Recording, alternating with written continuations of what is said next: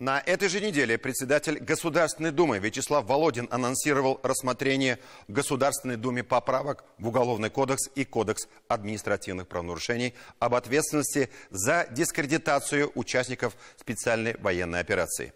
Вячеслав Володин подчеркнул, любое публичное распространение заведомо ложной информации, а также публичные действия, направленные на дискредитацию вооруженных сил Российской Федерации, добровольческих формирований, организаций и лиц, которые содействуют выполнению возложенных на вооруженные силы Российской Федерации задач, недопустимы.